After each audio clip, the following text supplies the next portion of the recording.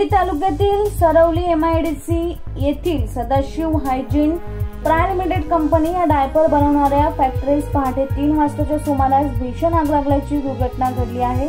तर अधिक 3 मजली या कंपनी इमारतीमध्ये मोठ्या प्रमाणावर कापूस, कपडा व प्लास्टिकचा कच्चा माल मोठ्या प्रमाणात साठवण्यात आला होता। त्यामुळे पाहता ही आग सर्वत्र पसरली व या आगीच्या ज्वालांनी संपूर्ण इमारत व्यापली गेली। घटनेची माहिती मिळताच भिवंडी अग्निशमन दलाच्या जवानांनी घटनास्थळी धाव घेतली।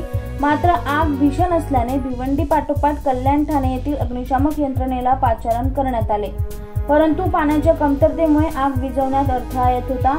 त्यानंतर तब्बल 7 तासांनी आग आटोक्यात आणण्यात अग्निशमन दलाच्या जवानांना यश मिळाले। आग नक्की कशामुळे लागली हे अजूनही स्पष्ट झाले नसून या आगीत सुदैवाने कोणतीही जीवितहानी झाली नाही।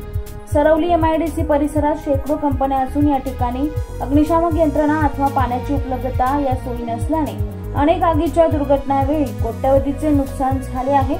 तर याकडे प्रशासन लक्ष देणार का असा प्रश्न उपस्थित होत आहे।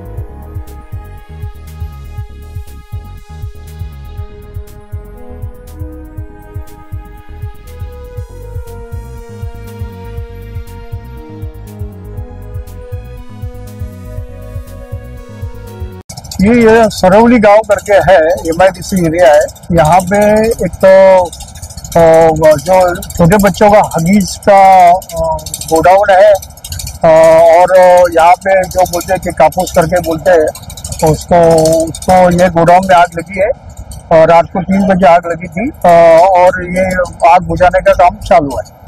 अब तो कितना नुकसान हुआ कंपनी का आइडिया? कुछ बता नहीं सकते अभी तो फिलहाल आग चालू बुझाने का काम चालू है, उसके बाद ही मालूम चलेगा कि कितना नुकसान हुआ है। अभिलाष डावरे, PV न्यूज, भिवंडी।